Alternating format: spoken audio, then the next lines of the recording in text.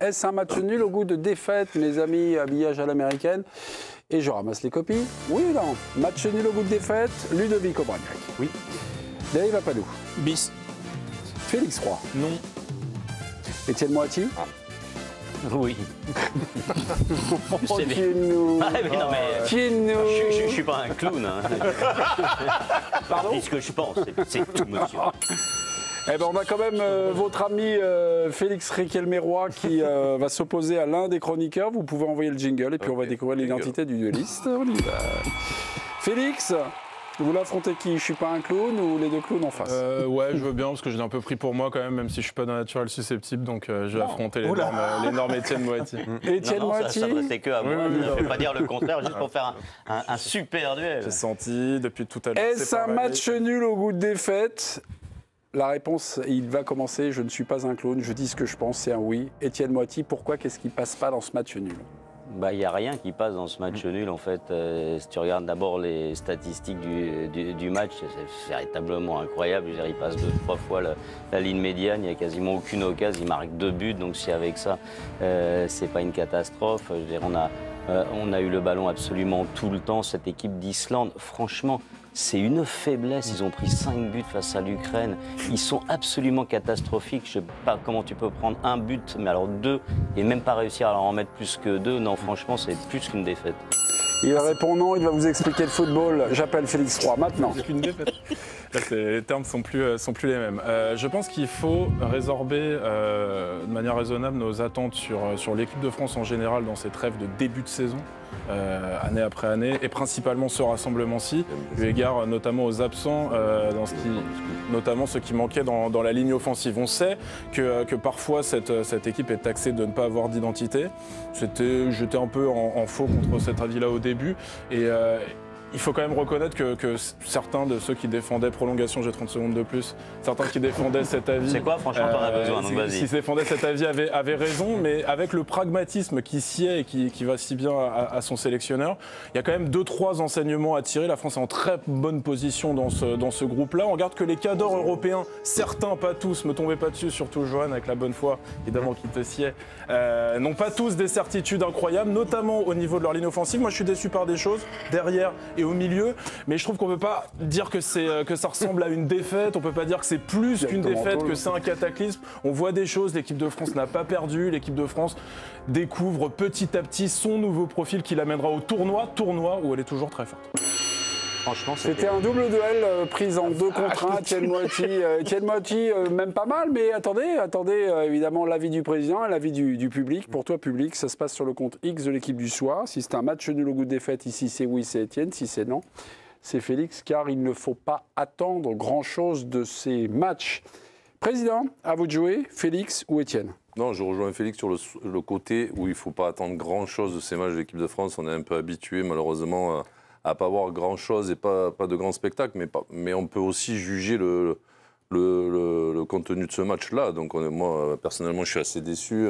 Étienne l'a dit, l'Islande qui passe 2 fois ou 3 le milieu de terrain français qui arrive quand même à marquer 2 buts. Donc ça, c'est assez inquiétant. Et puis, tu marques 2 buts, mais tu ne te crées pas non plus 50 000 occasions. Le gardien adverse ne fait pas non plus beaucoup de parades. Donc c'est un peu gênant sur l'ensemble du match. Donc je trouve que c'est un goût de défaite, ce match nul-là. Mais après, moi, je voudrais poser la question à Félix. C'est à quel moment que l'équipe de France, on peut la juger sur leur état physique? Parce qu'à chaque fois sur l'état physique? Non, mais à chaque fois qu'il y a une période de la saison où l'équipe de France joue, on me dit que ce n'est pas la bonne période pour qu'on peut, pour pouvoir juger une sélection. C'est pas par rapport à l'état physique des joueurs que... Non, mais tu vois, tu parles du début de saison, là, on est en octobre, tu dis que c'est pas la bonne période. Après, en mars, souvent, on nous dit c'est pas la bonne période parce qu'il y a la Ligue des Champions. Après, en juin, c'est pas la bonne période parce que c'est la fin de saison. Donc je ne sais pas à quel moment on peut juger, avoir un vrai avis sur une sélection. Tu veux reprendre 30 secondes? Tu peux l'avoir. Moi, j'étais un peu au bout de ma vie sur la fin de ton... Et puis en septembre, c'est le début de l'année. C'est pas sur l'état physique des joueurs qui était mon propos, c'est sur déjà ce calendrier FIFA qui est foutu comme ça. C'est 3 trêves qui s'enchaînent, avec les joueurs qui jouent de plus en plus jeunes. J'ai l'impression que le calendrier FIFA, il est un peu pour tout le monde. L'Espagne aussi joue dans le calendrier FIFA. Non, mais tu vois, chaque période de l'année, c'est vrai que c'est mal placé. Non, mais je suis pas en train de te dire dire là, vraiment à ce moment-là, c'est juste que tu as des joueurs de plus en plus. Félix, quand faut la juger? Est-ce que je peux juste aligner 3 mots? Non,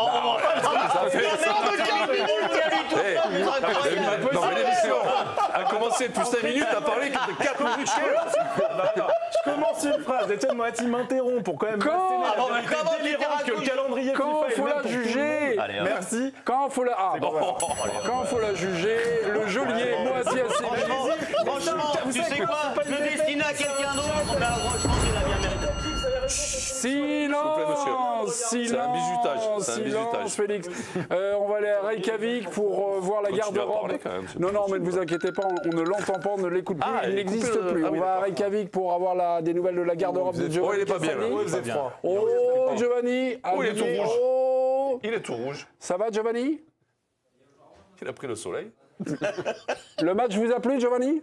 Impression? Bonsoir Mémé, ça va très bien, oui, un peu un choc thermique, mais ça va. Hormis le choc thermique, le choc match footballistique, non, le non, match vous a m'a plu? pas plu du tout. J'ai passé une première. Et il y a un décalage. Mais j'ai.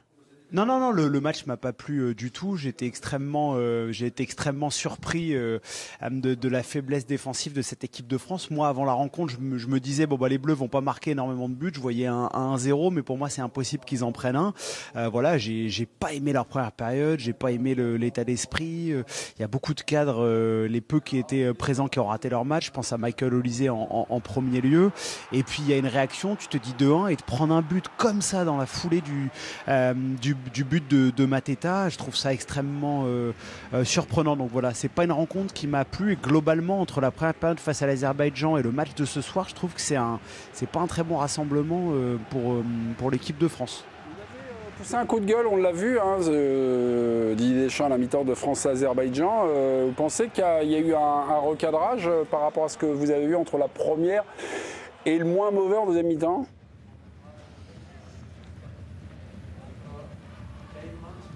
Ah bah c'est sûr, parce que les défauts qu'on a vus ce soir à Reykjavik, c'est les mêmes défauts qu'on avait vus au Parc des Princes face à l'Azerbaïdjan, à savoir des joueurs qui prennent peu d'initiatives, qui tentent peu de choses, qui sont timides.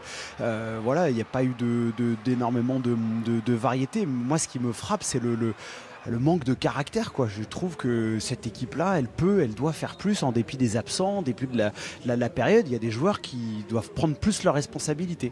Il manquait le kick, on en a déjà parlé à la mi-temps. L'homme avec sa personnalité, son sens du but. Dans quelques minutes, Didier Deschamps sera à votre micro. J'ai pas tout à fait compris le changement d'Ekitike qui arrive à la 90e minute. Pourquoi un changement aussi tardif? Voilà, c'est une question que je vous souffle comme ça. Je voulais juste vous mettre un peu dans la sauce et réchauffer aussi Didier. Et vous réchauffer aussi, mon cher Giovanni. On vous retrouve dans quelques minutes. On vous embrasse, Giovanni. Prenez une petite doudoune. Mes amis, est-ce un match nul au goût de défaite? Il y a eu un duel, il y a eu notre Tolard qui reste au frigo. Félix Roy. Ludovic, moi quand même, dans ce match-là, lorsque les Bleus reviennent à 2-1, puis le plus dur est fait. C'est bon là. Là, ils ont gagné. Ouais. Moi donc, je dirais oui, un match nul au goût de défaite parce que normalement, ils avaient repris le match, quoi. Ils avaient repris le match en main. Et là... Ouais, puis tu étais tranquille pour la suite aussi. C'est-à-dire que tu te facilitais les choses. Ce match à domicile contre l'Ukraine n'aurait pas eu la même importance qu'il va avoir finalement, même si, on ne va pas dire qu'on est effrayé à l'idée de recevoir l'Ukraine, mais l'Ukraine revient à portée de tir. 3 points. Et sur un malentendu, ça veut dire que tu vas encore une fois être obligé de dépenser une énergie qui devient dissoluble au fil de la saison. Et donc on se serait bien évité un match au coup près où il va falloir déployer une énergie folle contre les Ukrainiens. On se serait bien passé de ça.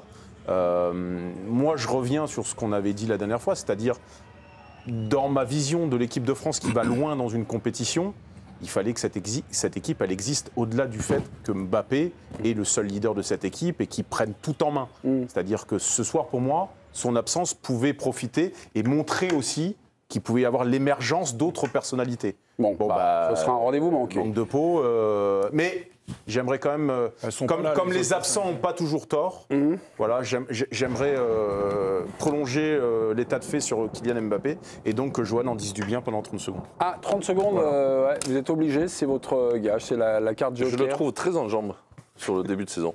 Ouais. Voilà. Après, sur le match de vendredi, c'est ça? Vendredi? Ouais, je trouve qu'il a fait pas forcément tout le temps les bons choix, donc je l'ai dit vendredi soir. Non, du bien, on a dit. Mais après, je le trouve très bien, très affûté. Je pense qu'il est vraiment en train de se préparer pour le mondial.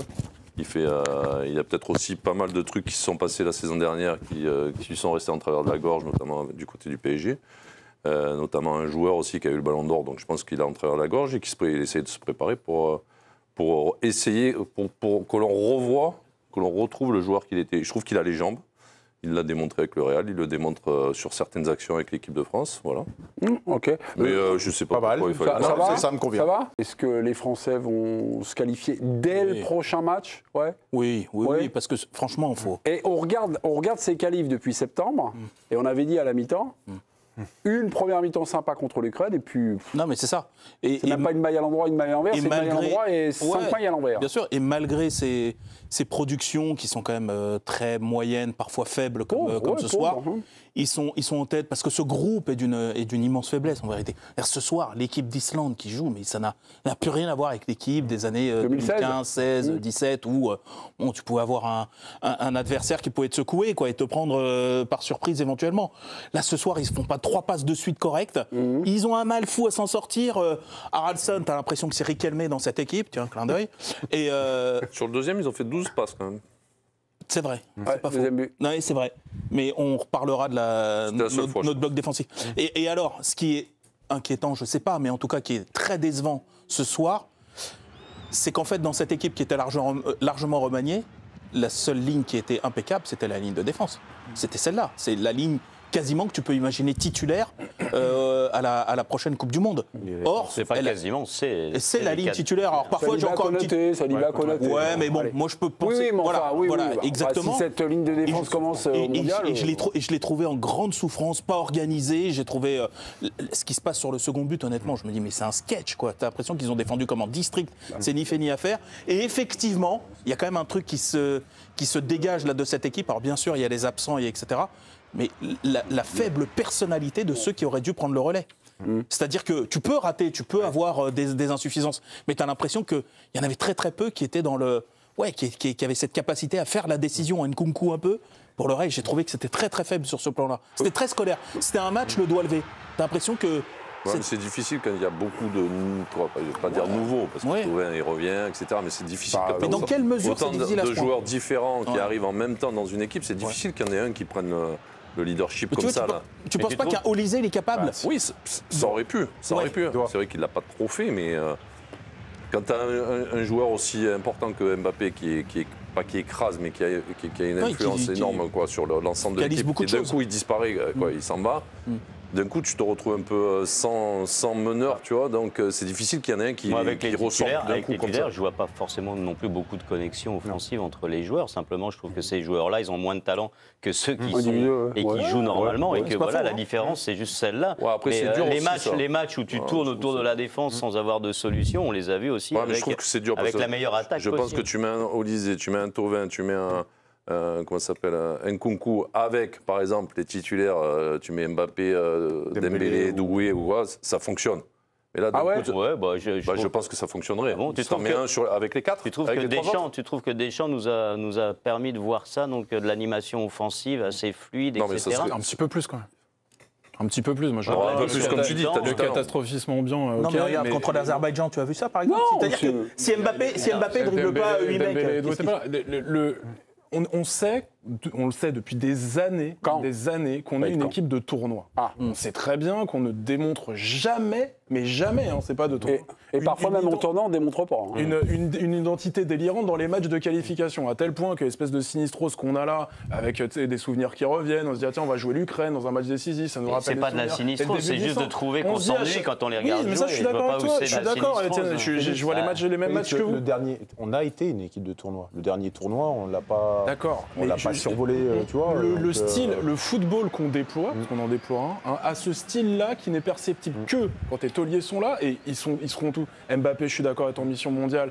Dembélé a montré des choses dans cette sélection. Il a des automatismes avec Mbappé. Il en a avec Doué parce qu'ils jouent dans le même club. Ils ont une telle identité, ces joueurs-là. Ils focalisent, ils phagocytent tellement le jeu autour d'eux que quand les trois sont pas là d'un coup. Mais moi, j'ai l'impression que vous êtes en train de m'inventer un football rêvé que je ne vois pas sur les matchs de l'équipe de France. On sait qu'on n'est pas une équipe qui va imposer sa philosophie du foot à l'adversaire, que l'adversaire soit l'Espagne, l'Allemagne, l'Azerbaïdjan ou l'Islande. Ça, on le sait. On sait qu'on est une équipe qui est plus à l'aise sur les transitions. Donc dès que ça nous attend, on est toujours en difficulté. C'était pas toujours le cas ce soir, mais en l'occurrence, ça l'était contre l'Azerbaïdjan. Moi, j'ai Et donc on l'impression- sait que forcément on va se poser des questions de casting. Non, mais Non, mais On moi, se pose j'ai des l'impression questions que tu nous de racontes casting. une Mais histoire. pourquoi Clio T'as c'est juste pas- juré pas pour là-dessus. Clio Pourquoi Thauvin et pas Thauvin, mais Olysée machin. passe-la un Moi, ce qui peu. m'intéressait, effectivement, c'était là derrière. Je trouve que sur les duels, on a été un peu léger. Et Et que tunnels, j'en hein, profite. ouais, Et que oui, Olysée, sous la là, manche. était T'en décevant en profites 10. pas mal. Le reste. Franchement, c'est des cartes qui vont Non, mais écrire sur du si- sable et si ça on va peut être dire battu au quelque prochain chose, truc. Moi j'ai l'impression que tu nous racontes un truc que moi j'ai jamais vraiment vu. Tu nous racontes la connexion Dembélé Mbappé parce moi, je que rejoins ce sont les Félix. meilleurs amis du monde Non, et qu'il est comme ça quand il joue dans Non, la mais cour de moi, je rejoins récré Félix on dans trouve ce des qu'il choses. dit. Mais sur les matchs de l'équipe de France, je l'ai très peu vu. Moi, je rejoins Félix dans le sens où il n'y a pas forcément de connexion. On en parle assez, quand même ils sont tous là. Mais par contre, c'est des joueurs de talent. Ah bah c'est oui. des joueurs de Non, mais coups. c'est ce que disait Mais non, Étienne. voilà. C'est qu'ils ont un talent Non, supérieur.